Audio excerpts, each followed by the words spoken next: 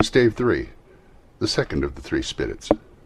Awakening in the middle of a prodigiously tough snore, and sitting up in bed to get his thoughts together, Scrooge had no occasion to be told what bell it was again upon the stroke of 1.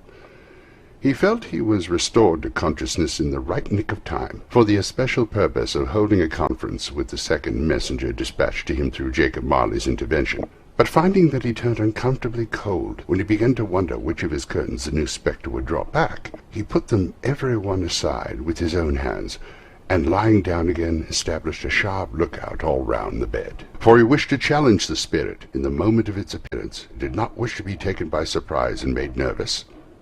Gentlemen of the free and easy sort, who plume themselves on being acquainted with a move or two, and being usually equal to the time of day, express the wide range of their capacity for adventure by observing that they are good for anything from pitch and toss to manslaughter, between which opposite extremes, no doubt, there lies a tolerably wide and comprehensive range of subjects.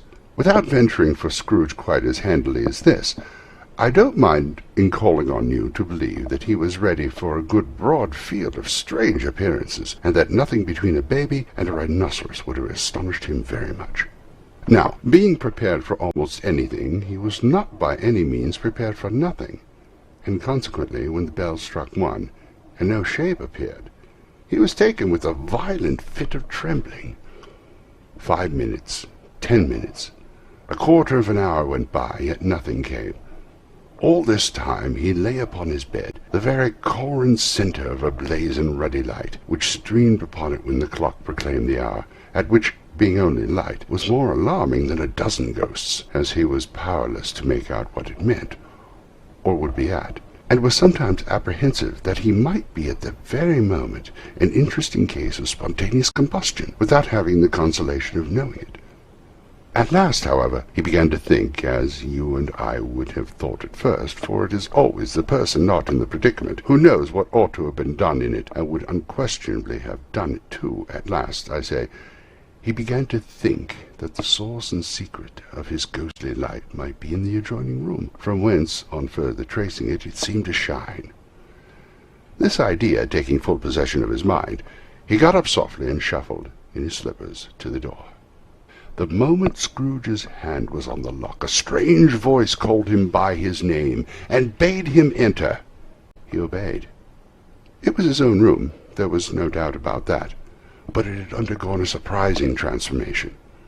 The walls and ceiling were so hung with living green that it looked a perfect grove, from every part of which bright gleaming berries glistened. The crisp leaves of holly, mistletoe, and ivy reflected back the light as if so many little mirrors had been scattered there, and such a mighty blaze went roaring up the chimney as that dull petrification of a hearth had never known in Scrooge's time, or Marley's, or for many and many a winter season gone.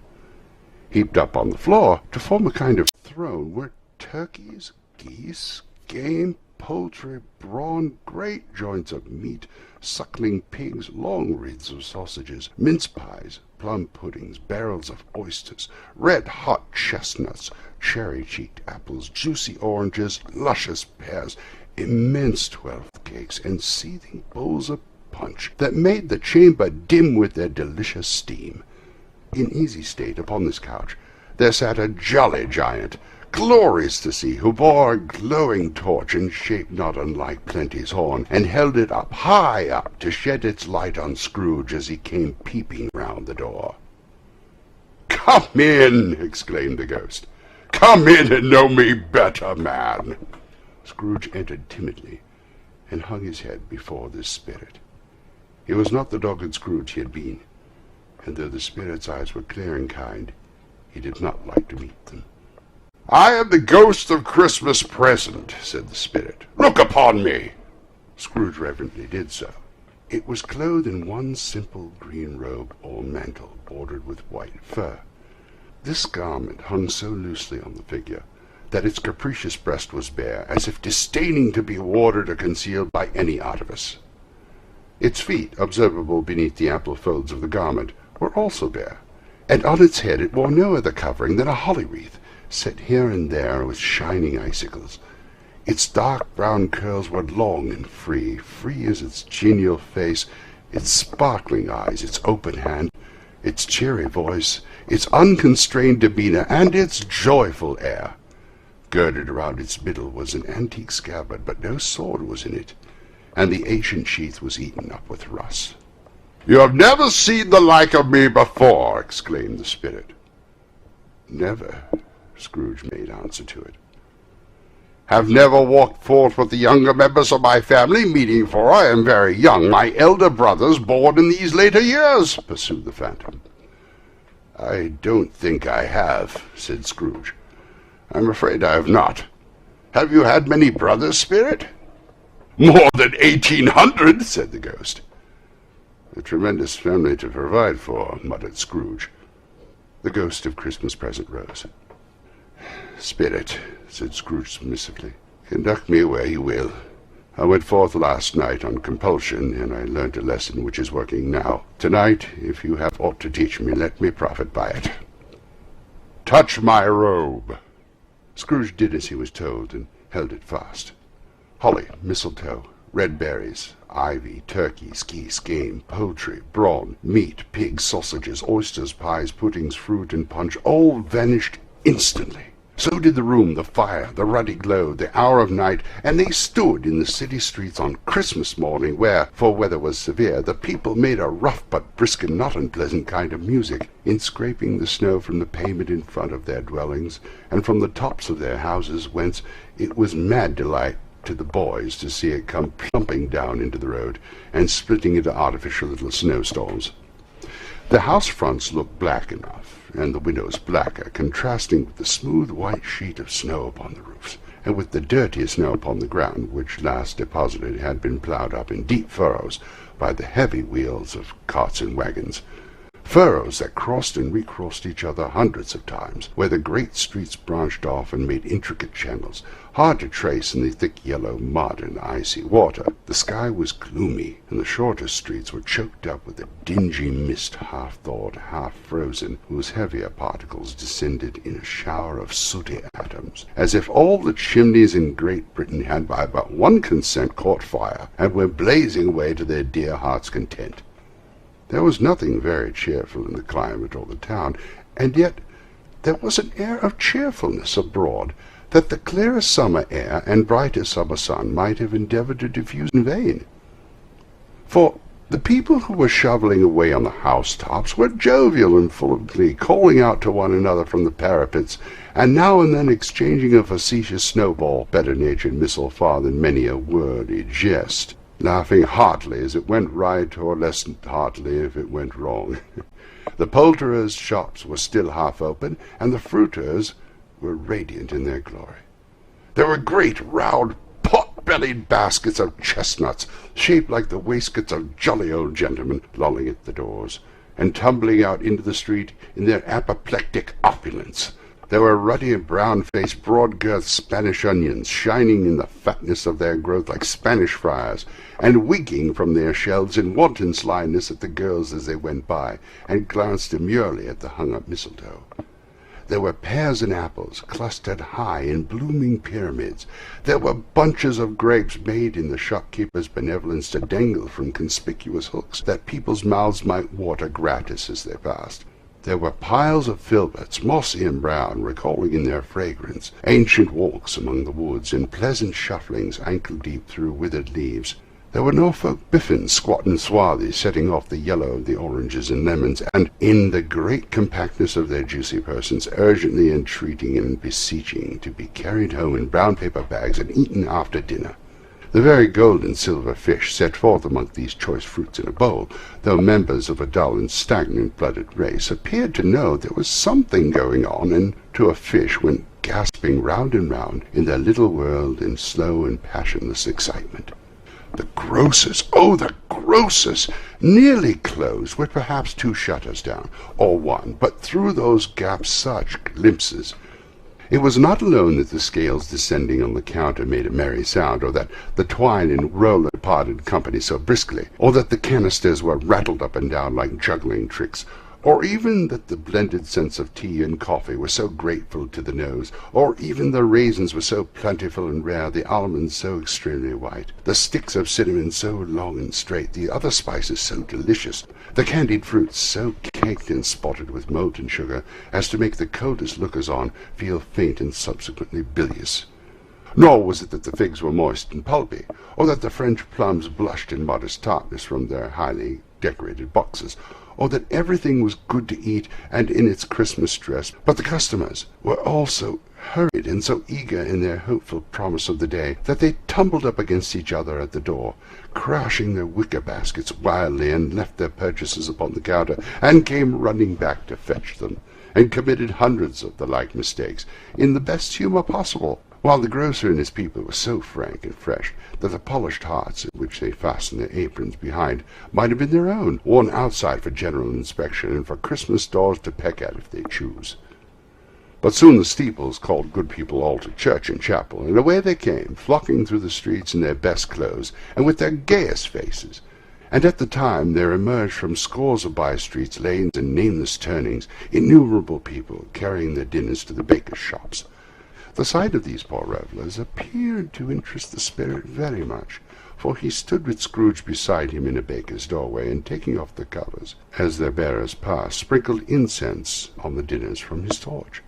And it was a very uncommon kind of torch, for once or twice, when there were angry words between some dinner-carriers who had jostled each other, he shed a few drops of water on them from it, and their good humour was restored directly, for they said it was a shame to quarrel upon Christmas Day, and so it was, God love it, so it was. In time the bells ceased, and the bakers were shut up, and yet there was a general shadowing forth of all these dinners in the progress of their cooking, in the thawed blotch of wet above each baker's oven, where the pavement smoked as if its stones were cooking too. "Is there a peculiar flavour in which you sprinkle from your torch?" asked Scrooge. "There is. My own." "Would it apply to any kind of dinner on this day?" asked Scrooge. "To any kindly given. To a poor one most." "Why a poor one most?" asked Scrooge. "Because it needs it most." "Spirit," said Scrooge after a moment's thought, "I wonder you, of all the beings in the many worlds about us, should desire to cramp these people's opportunities of innocent enjoyment." "I?" cried the spirit. "You would deprive them of all their means of dining every seventh day, often the only day in which they can be said to dine at all," said Scrooge, "wouldn't you?" "I?" cried the spirit. "You seek to choose these places on the seventh day," said Scrooge, "and it comes to the same thing." "I seek!" exclaimed the spirit. "Forgive me if I am wrong. It has been done in your name, or at least that of your family," said Scrooge. "There are some upon this earth of yours," returned the spirit, "who lay claim to know us, and who do their deeds of passion, pride, ill-will, hatred, envy, bigotry, and self-righteousness in our name, who are as strange to us and all our kith and kin as if they had never lived. Remember that, and charge the doings on themselves, not us." Scrooge promised that he would, and they went on invisible, as they had been before, into the suburbs of the town. It was a remarkable quality of the ghost which Scrooge had observed at the baker's, that notwithstanding his gigantic size, he could accommodate himself to any place with ease, and that he stood beneath a low roof quite as gracefully and like a supernatural creature as it was possible that he could have done in any lofty hall. And perhaps it was the pleasure the good spirit had in showing off this power of his, or else it was his own kind, generous, hearty nature, and his sympathy with all poor men, that led him straight to Scrooge's clerk's. For there he went, and took Scrooge with him, holding to his robe, and on the threshold of the door the spirit smiled and stopped to bless Bob Cratchit's dwelling with the twinkling of his torch. Think of that! Bob had but 15 bob a week himself. He pocketed on Saturdays but 15 copies of his Christian name, and yet the ghost of Christmas present blessed his 4-room house. Then up rose Mrs. Cratchit, Cratchit's wife, dressed out but poorly in a twice-turned gown, but brave in ribbons, which are cheap and make a goodly show for 6pence, and she laid the cloth, assisted by Belinda Cratchit, second of her daughters, also brave in ribbons, while Master Peter Cratchit plunged a fork into the saucepan of potatoes, and getting the corners of his monstrous shirt-collar, Bob's private property, conferred upon his son and heir in honour of the day, into his mouth, rejoiced to find himself so gallantly attired, and yearned to show his linen in the fashionable parks. And now 2 smaller Cratchits, boy and girl, came tearing in, screaming that outside the baker's they had smelt the goose, and known it for their own. And basking in luxurious thoughts of sage and onion, these young Cratchits danced about the table, and exalted Master Peter Cratchit to the skies, while he, not proud, though his colours nearly choked him, blew the fire until the slow potatoes bubbling up knocked loudly in the saucepan lid to be let out and peeled. "What has ever got your precious father, then?" said Mrs. Cratchit. "And your brother, Tiny Tim, and Martha weren't as late last Christmas Day by half an hour." "Here's Martha, mother," said a girl, appearing as she spoke. "Here's Martha, mother," cried the 2 young Cratchits. "Hurrah! There's such a goose, Martha!" "Why, bless your heart alive, my dear, how late you are," said Mrs. Cratchit, kissing her a dozen times, and taking off her shawl and bonnet for her with officious zeal. "We'd a deal of work to finish up last night," replied the girl, "and had to clear away this morning, mother." "Well, never mind, so long as you've come," said Mrs. Cratchit. "Sit ye down by the fire, my dear, and have a warm, Lord bless ye." "No, no, father's coming," cried the 2 young Cratchits, who were everywhere at once. "Hide, Martha, hide!" So Martha hid herself, and in came little Bob the father, with at least 3 feet of comforter exclusive to the fringe hanging down before him, and his threadbare clothes darned up and brushed to look seasonable, and Tiny Tim upon his shoulder. Alas for Tiny Tim, he bore a little crutch, and had his limbs supported by an iron frame. "Why, where's our Martha?" cried Bob Cratchit, looking round. "Not coming," said Mrs. Cratchit. "Not coming!" said Bob, with a sudden declension of his high spirits, for he had been Tim's blood horse all the way from church, and he had come home rampant. "Not coming upon Christmas Day!" Martha didn't like to see him disappointed, if it were only in joke, so she came out prematurely from behind the closet door, and ran into his arms, while the 2 young Cratchits hustled Tiny Tim and bore him off into the wash-house, that he might hear the pudding singing in the copper. "And how did little Tim behave?" asked Mrs. Cratchit, and Bob had hugged his daughter to his heart's content. "As good as gold," said Bob, "and better. Somehow he gets thoughtful, sitting by himself so much, and thinks the strangest things you ever heard. He told me coming home that he had hoped people saw him in the church because he was a cripple, and it might be pleasant to them to remember upon Christmas Day who made lame beggars walk and blind men see." Bob's voice was tremulous when he told them this, and trembled more when he said that Tiny Tim was growing strong and hearty. His active crutch was heard upon the floor, and back came Tiny Tim before another word was spoken, escorted by his brother and sister to his stool before the fire, and while Bob, turning up his cuffs, as if, poor fellow, they were capable of being made more shabby, compounded some hot mixture in a jug with gin and lemons, and stirred it round and round, and put it on the hob to simmer, Master Peter and the 2 ubiquitous young Cratchits went to fetch the goose, which they soon returned in high procession. Such a bustle ensued that you might have thought a goose was the rarest of all birds, a feathered phenomenon, of which a black swan was a matter of course, and in truth it was something very like it in that house. Mrs. Cratchit made the gravy, already beforehand, in a little saucepan, hissing hot. Master Peter mashed the potatoes with incredible vigour. Miss Belinda sweetened up the apple-sauce. Martha dusted the hot plates. Bob took Tiny Tim beside him in a tiny corner at the table. The 2 young Cratchits set chairs for everybody, not forgetting themselves, and mounting guard upon their posts, crammed spoons into their mouths lest they should shriek for goose before their turn came to be helped. At last the dishes were set on, and grace was said. It was succeeded by a breathless pause, as Mrs. Cratchit, looking slowly along the carving-knife, prepared to plunge it in the breast. But when she did, and when the long-expected gush of stuffing issued forth, one murmur of delight arose all round the board, and even Tiny Tim, excited by the 2 young Cratchits, beat on the table with the handle of his knife, and feebly cried, "Hurrah!" There never was such a goose. Bob said he didn't believe that there ever was such a goose cooked. Its tenderness and flavour, size and cheapness were the themes of universal admiration. Eked out by apple-sauce and mashed potatoes, it was a sufficient dinner for the whole family. Indeed, as Mrs. Cratchit said with great delight, surveying one small atom of a bone upon the dish, they hadn't ate it all at last. Yet every one had had enough, and the youngest Cratchits in particular was steeped in sage and onion to the eyebrows. But now, the plates being changed by Miss Belinda, Mrs. Cratchit left the room alone, too nervous to hear witnesses, to take the pudding up and bring it in. Suppose it had not been done enough. Suppose it should break in turning out. Suppose somebody should have gotten over the wall over the backyard and stolen it. while they were merry with the goose, a supposition at which the two young Cratchits became livid. All sorts of horrors were supposed.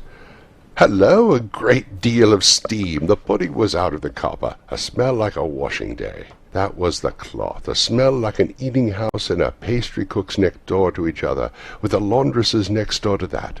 That was the pudding. In half a minute Mrs. Cratchit entered, flushed, but smiling proudly, with the pudding like a speckled cannonball, so hard and firm, blazing with half a quartern of ignited brandy, and bedight with Christmas holly stuck into the top. "Oh, what a wonderful pudding," Bob Cratchit said, and calmly, too, that he regarded it as the greatest success achieved by Mrs. Cratchit since their marriage. Mrs. Cratchit said that now the weight was off her mind, she would confess that she hadn't had doubts about the quality of the flour. Everyone had something to say about it, for nobody said or thought it was at all a small pudding for a large family. It would have been flat heresy to do so. Any Cratchit would have blushed to hint at such a thing. At last the dinner was all done, the cloth was cleared, the hearth swept, and the fire made up. The compound in the jug was being tasted, and considered perfect. Apples and oranges were put upon the table, and a shovelful of chestnuts on the fire. And then all the Cratchit family drew round the hearth, in what Bob Cratchit called a circle, meaning half a one. And at Bob Cratchit's elbow stood the family display of glass, 2 tumblers and a custard cup without a handle. These held the hot stuff from the jug, however, as well as golden goblets would have done, and Bob served it out with beaming looks, while the chestnuts on the fire sputtered and crackled noisily. Then Bob proposed, "A Merry Christmas to us all, my dears, God bless us," which all the family re-echoed. "God bless us, everyone," said Tiny Tim, the last of all. He sat very close to his father's side upon the stool. Bob held his withered little hand in his, as if he loved the child, and he wished to keep him by his side, and dreaded that he might be taken from him. "Spirit," said Scrooge, with an interest he had never felt before, "tell me if Tiny Tim will live." "I see a vacant seat," replied the ghost, "in the poor chimney corner, and a crutch without an owner carefully preserved. If these shadows remain unaltered by the future, the child will die." "No, no," said Scrooge. "Oh, no, kind spirit. Say he will be spared." "If these shadows remain unaltered by the future, none other of my race," returned the ghost, "will find him here." "What then? If he be like to die, he had better do it, and decrease the surplus population." Scrooge hung his head to hear his own words quoted by the spirit, and was overcome with penitence and grief. "Man," said the ghost, "if man you be at heart, not adamant, forbear that wicked cant until you have discovered what the surplus is and where it is. Will you decide what men shall live and what men shall die? It may be that in the sight of heaven you are more worthless and less fit to live than millions, like this poor man's child. Oh, God, to hear the insect on the leaf pronouncing on the too much life among his hungry brothers in the dust!" Scrooge bent before the ghost's rebuke, and trembling cast his eyes upon the ground, but he raised them speedily upon hearing his own name. "Mr. Scrooge," said Bob, "I give you Mr. Scrooge, the founder of our feast." "The founder of our feast, indeed!" cried Mrs. Cratchit, reddening. "I wish I had him here. I'd give him a piece of my mind to feast upon, and hope he'd have a good appetite for it." "My dear," said Bob, "the children. Christmas Day." "It should be Christmas Day, I'm sure," said she, "in which one drinks the health of such an odious, stingy, hard, unfeeling man as Mr. Scrooge." "You know he is, Robert. Nobody knows it better than you, poor fellow." "My dear," was Bob's mild answer, "Christmas Day." "I'll drink his health for your sake in the day," said Mrs. Cratchit, "but not for his. Long life to him. A Merry Christmas and a Happy New Year. He'll be very merry and very happy, I have no doubt." The children drank the toast after her. It was the first of their proceedings, which had no heartiness. Tiny Tim drank last of all, but he didn't care twopence for it. Scrooge was the ogre of the family. The mention of his name cast a dark shadow upon the party, which was not dispelled for full 5 minutes. After it had passed away, they were 10 times merrier than before, and the mere relief of Scrooge, the baleful being done with. Bob Cratchit told them how he had a situation in his eye for Master Peter, which would bring in, if obtained, full 5 and 6pence weekly. The two young Cratchits laughed tremendously at the idea of Peter's being a man of business, and Peter himself looked thoughtfully at the fire from between his collars, as if he were deliberating what particular investments he should favour when he came into the receipt of that bewildering income. Martha, who was a poor apprentice at a milliner's, then told them what kind of work she had to do, and how many hours she worked at a stretch, and how she meant to lie abed tomorrow morning for a good long rest, tomorrow being a holiday she passed at home, and how she had seen a countess and a lord some days before, and how the lord was much about as tall as Peter, at which Peter pulled up his collar so high that you couldn't have seen his head if you had been there. All this time the chestnuts and the jug went round, and by they had a song about a lost child travelling in the snow, from Tiny Tim, who had a plaintive little voice, and sang it very well indeed. There was nothing of high mark in this. They were not a handsome family. They were not well dressed. Their shoes were far from being waterproof, their clothes were scanty, and Peter might have known, and very likely did, the inside of a pawnbroker's. But they were happy, grateful, pleased with one another, and contented with the time, and when they faded they looked happier yet in the bright sprinklings of the spirit's torch at parting. Scrooge had his eye upon them, and especially on Tiny Tim, until the last. By this time it was getting dark and snowing pretty heavily. As Scrooge and the spirit went along the streets, the brightness of the roaring fires in kitchens, parlours, and all sorts of rooms was wonderful. Here the flickering of the blaze showed preparations for a cosy dinner, with hot plates baking through and through before the fire, and deep red curtains ready to be drawn to shut out the cold and darkness. There all the children in the house are running out in the snow to meet their married sisters, brothers, cousins, uncles, aunts, and to be the first to greet them. Here again were shadows on the window blind of guests assembling, and there a group of handsome girls, all hooded and fur-booted, and all chattering at once, tripped lightly off to some near neighbour's house, where woe upon the single man who saw them enter. Artful witches, well they knew it, in a glow. But if you were judged from the numbers of people on their way to friendly gatherings, you might have thought that no one was home to give them welcome when they got there. Instead of every house expecting company, and piling up its fires half chimney high, blessings on it, how the ghost exulted, how it bared its breath abreast, and opened its capricious palm, and floated on, outpouring with a generous hand its bright and harmless mirth on everything within its reach. The very lamplighter who ran on before, dotting the dusky street with specks of light, and who was dressed to spend the evening somewhere, laughed out loudly as the spirit passed, though he had kenned the lamplighter that he had any company but Christmas. And now, without a word of warning from the ghost, they stood upon a bleak and desert moor, where monstrous masses of rude stone were cast about, as though it were the burial place of giants, and water spread itself wherever it listed, or would have done so, but for the frost that held it prisoner, and nothing grew but moss and furze and coarse rank grass. Down in the west the setting sun had left a streak of fiery red, which glared upon the desolation for an instant like a sullen eye, and frowning lower, lower yet, was lost in the thick gloom of darkest night. "What place is this?" asked Scrooge. "A place where miners live, who labour in the bowels of the earth," returned the spirit. "But they know me. See!" A light shone from the window of a hut, and swiftly they advanced towards it. Passing through the wall of mud and stone, they found a cheerful company assembled around a glowing fire. An old man and woman, with their children and their children's children, and another generation beyond that, all decked out gaily in their holiday attire. The old man, in a voice that seldom rose above the howling wind upon the barren waste, was singing them a Christmas song. It had been a very old song when he was a boy, and from time to time they all joined in the chorus. So surely as they raised their voices, the old man got quite blithe and loud, and so surely as they stopped, his vigour sank again. The spirit did not tarry here, but bade Scrooge hold his robe, and passing on above the moor, sped whither? Not to see. To see! To Scrooge's horror, looking back, he saw the last of the land, a frightful rage of rocks behind him, and his ears were deafened by the thundering of water as it rolled and roared and raged among the dreadful caverns it had worn, and scarcely tried to undermine the earth. Built upon a dismal reef of sunken rocks, some league or so from shore, on which the waters chafed and dashed the wild ear through, there stood a solitary lighthouse. Great heaps of seaweed clung to its base, and storm-birds, born of the wind one might suppose as seaweed of the water, rose and fell about it like the waves they skimmed. But even there, two men who watched the light had made a fire, and through the loophole of the thick stone wall shed out a ray of brightness in the awful sea.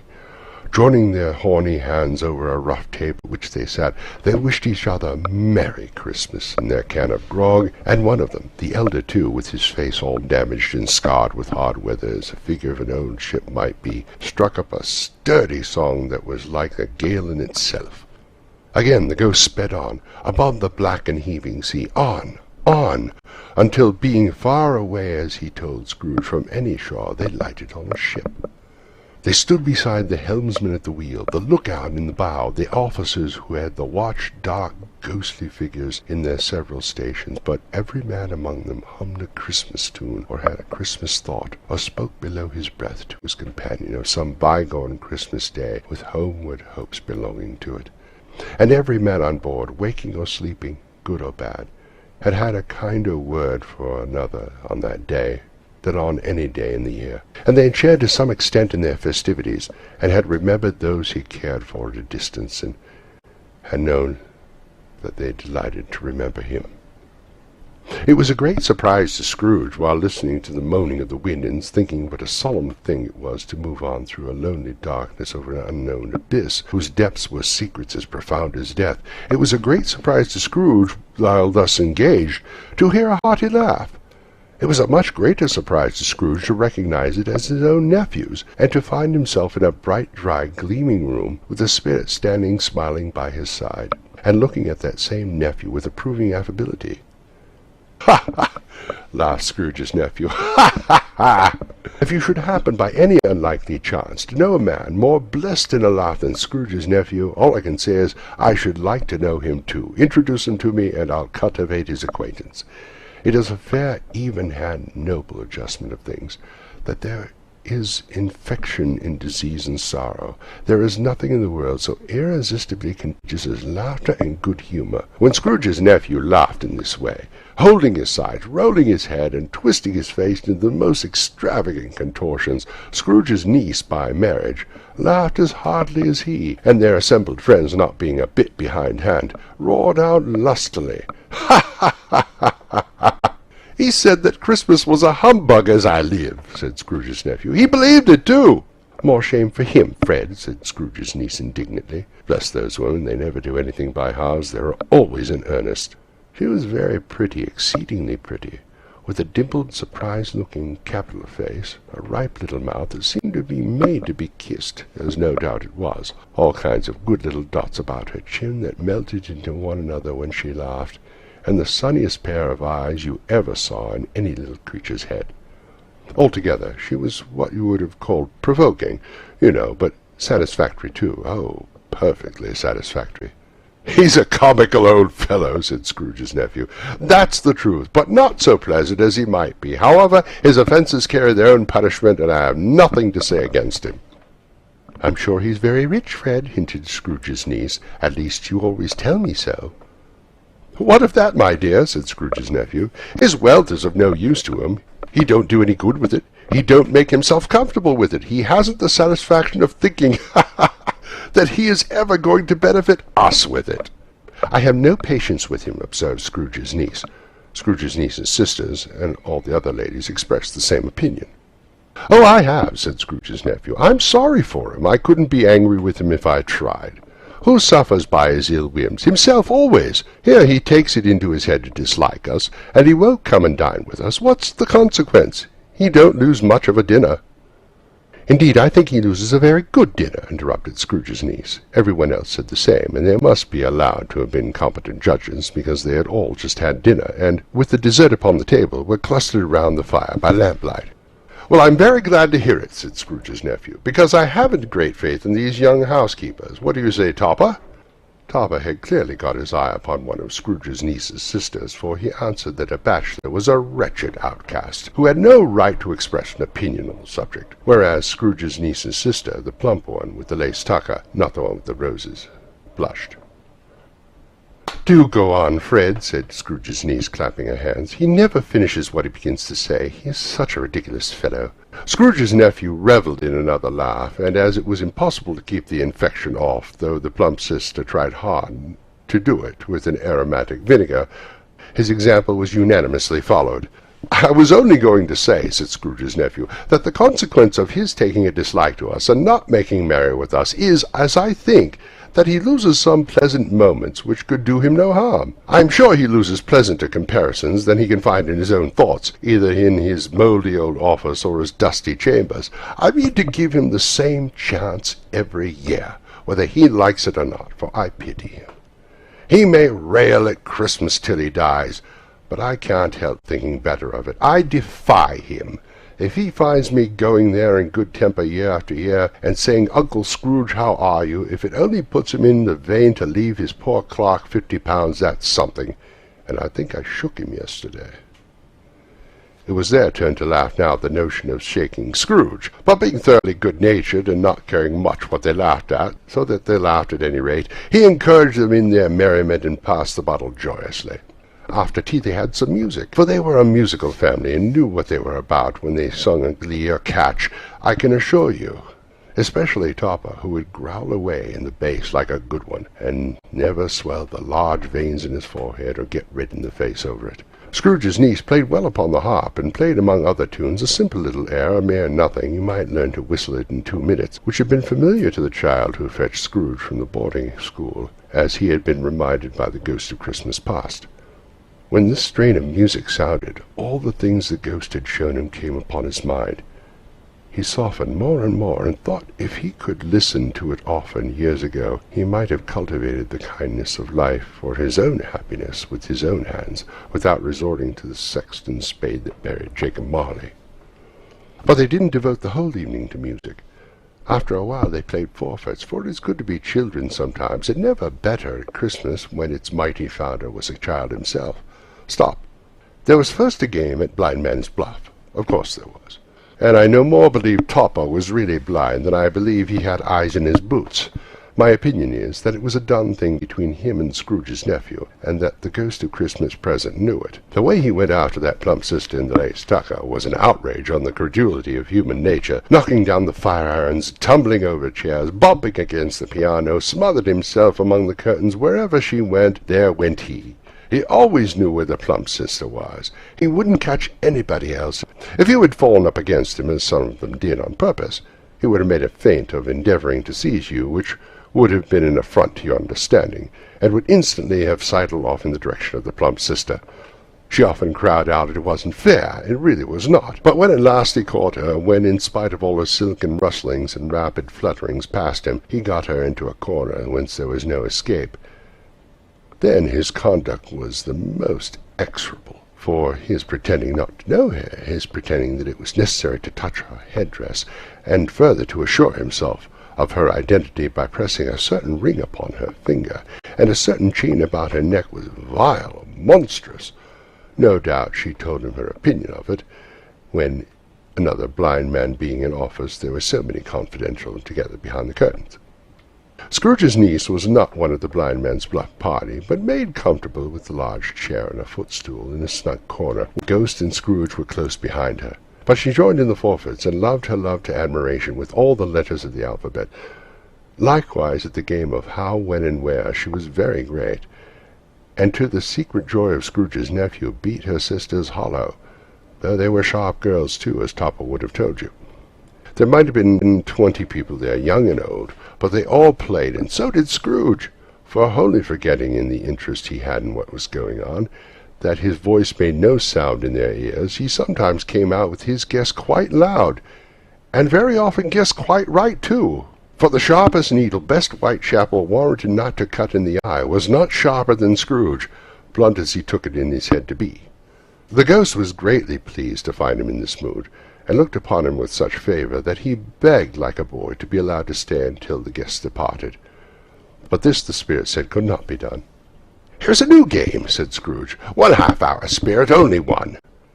It was a game called Yes or No, where Scrooge's nephew had to think of something, and the rest must find out what, he only answering to their questions yes or no, as the case was.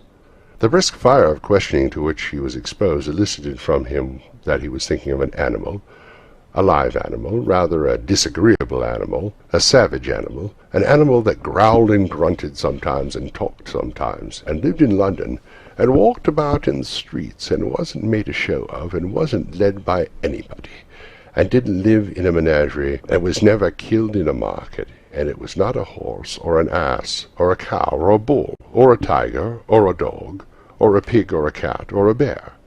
At every fresh question that was put to him, this nephew burst into a fresh roar of laughter, and was so inexpressibly tickled that he was obliged to get off the sofa and stamp. At last the plump sister, falling into a similar state, cried out, "I found it! I know what it is! Fred, I know what it is!" "What is it?" said Fred. "It's your Uncle Scrooge!" Which it certainly was. Admiration was the universal sentiment, though some objected that the reply to "Is it a bear?" ought to have been yes, inasmuch as an answer in the negative was sufficient to have diverted their thoughts from Mr. Scrooge, supposing they had never had any tendency that way. "He has given us plenty of merriment, I am sure," said Fred, "and it would be ungrateful not to drink his health. Here is a glass of mulled wine ready to our hand at the moment, and I say Uncle Scrooge." "Well, Uncle Scrooge," they cried.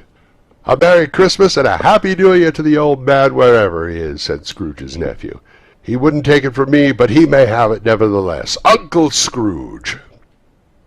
Uncle Scrooge had imperceptibly become so gay and light of heart that he would have pledged the unconscious company in return and thanked them in an inaudible speech if the ghost had given him time. But the whole scene passed off in the breath of the last words spoken by his nephew, and he and the spirit were again upon their travels. Much they saw, and far they went, and many homes they visited, but always with a happy end. The spirits stood beside sick beds, and they were cheerful on foreign lands, and they were close at home, by struggling men, and they were patient with their greater hope, by poverty, and it was rich, in almshouse, hospital, and jail, in misery's every refuge, where vain man and his little brief authority had not made fast the door, and barred the spirit out. He left his blessing and taught Scrooge his precepts. It was a long night, if it were only a night, but Scrooge had his doubts about this, because Christmas holidays appeared to be condensed into a space of time they passed together. It was strange, too, that while Scrooge remained unaltered in his outward form, the ghost grew older, clearly older. Scrooge had observed this change, but never spoke of it, until they had left a children's Twelfth Night party, when, looking at the spirit as they stood together in an open place, he noticed that his hair was grey. "Are spirits' lives so short?" asked Scrooge. "My life upon this globe is very brief," replied the ghost. "It ends tonight." "Tonight?" cried Scrooge. "Tonight at midnight. Hark! The time is drawing near." The chimes were ringing 11:15 at the moment. "Forgive me if I'm not justified in what I ask," said Scrooge, looking intently at the spirit's robe. "But I see something strange and not belonging to yourself protruding from your skirts. Is that a foot or a claw?" "It might be a claw, for the flesh there is upon it," was the spirit's sorrowful reply. "Look here." From the foldings of his robe he brought 2 children, wretched, abject, frightful, hideous, miserable. They knelt down at his feet, and clung upon the outside of his garment. "Oh, man, look here! Look down here!" exclaimed the ghost. They were a boy and girl, yellow, meagre, ragged, scowling, wolfish, but prostrate too in their humility, where graceful youth should have filled their features out and touched them with its freshest tints. A stale and shriveled hand like that of age had pinched and twisted them and pulled them into shreds. Where angels might have sat enthroned, devils lurked and glared out menacing. No change, no degradation, no perversion of humanity in any grade, through all the mysteries of wonderful creation, has monsters half so horrible and dread. Scrooge started back appalled. Having them shown to him in this way, he tried to say they were fine children, but the words choked themselves, rather than be parties to a lie of such enormous magnitude. "Spirit, are they yours?" Scrooge could say no more. "They are man's," said the spirit, looking down upon them, "and they cling to me, appealing from their fathers." The boy is ignorance. The girl is want. Beware them both, in all of their degree, but most of all beware the boy. For on his brow I see written which is doom, unless the writing be erased. Deny it, cried the spirit, stretching out his hand towards the city. Slander those who tell it ye. Admit it for your facetious purposes, and make it worse, and bide the end. Have they no refuge or resource? Cried Scrooge. Are there no prisons? Said the spirit, turning on him for the last time with his own words. Are there no workhouses? The bell struck 12. Scrooge looked about him for the ghost, and saw it not. As the last stroke ceased to vibrate, he remembered the prediction of old Jacob Marley, and lifting up his eyes, beheld a solemn phantom draped and hooded, coming like a mist along the ground towards him. End of Stave 3 of A Christmas Carol by Charles Dickens.